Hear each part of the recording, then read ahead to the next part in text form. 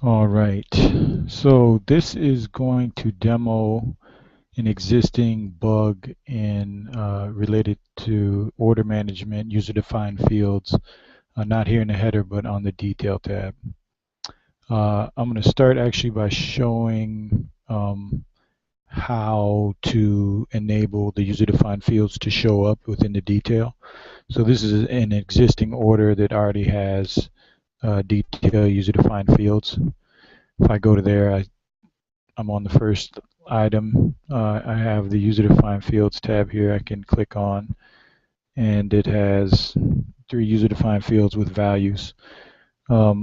Before I go any further on this, I want to show how that's set up. If you're already familiar with merchandise class user-defined fields, then this part's not necessary, but just in case.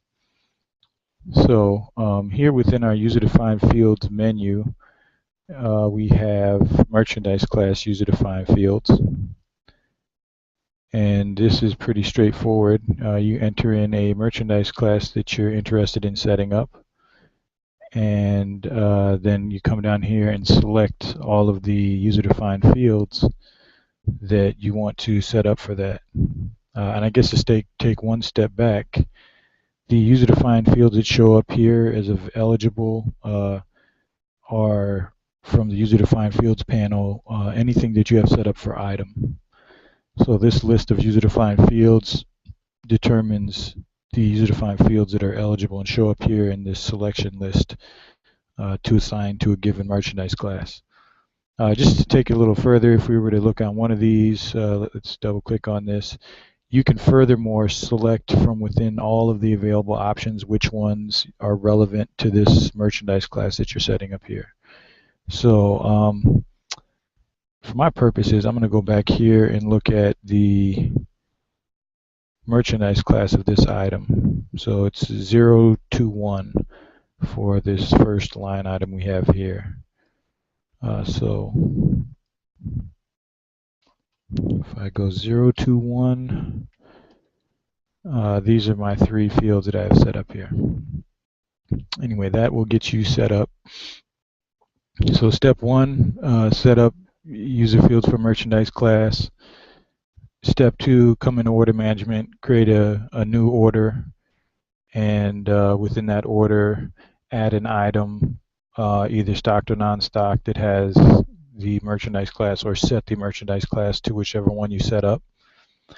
Save those lines, and then, like I said, you can click on the user-defined fields tab. Now, the issue that is coming up is basically a display issue, but it's circumstantial.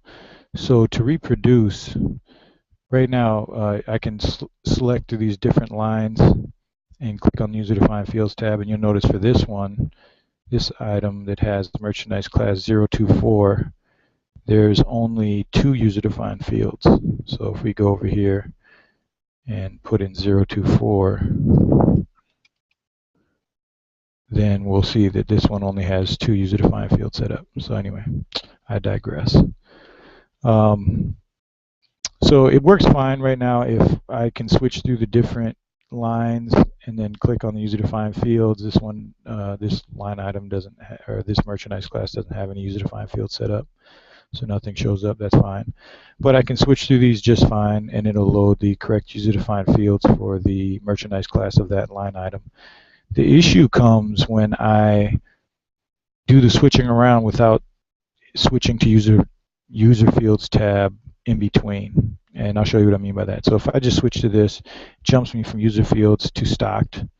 There's a different ticket in to deal with that, but now if I just click back and forth between these lines, it is loading that user-defined fields without purging the prior data in there. So when I click on user-defined fields, it loads several, and that has to do with how many line switches I made when I was not on the user-defined fields tab. So right now we have whatever 5, and if I, switch back and forth, another time, and then click on this, we'll have more, or I guess the same number. It doesn't fit. In any case, it doesn't really affect the data. Um, it's just a display issue, essentially, but obviously we need to fix it. So yeah, that's how to reproduce it. Now, if I re-enter this order, if I reload this, or were to select a different order and come back, it hasn't actually changed the data or anything like that in the background. So it is just a display issue, which I'll demonstrate here as soon as this finishes reloading.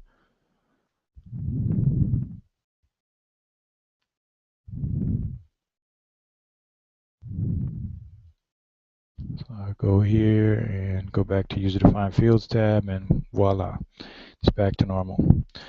So that is the gist of the problem and how to reproduce it. So I hope that's all you need, and let me know if you have any questions.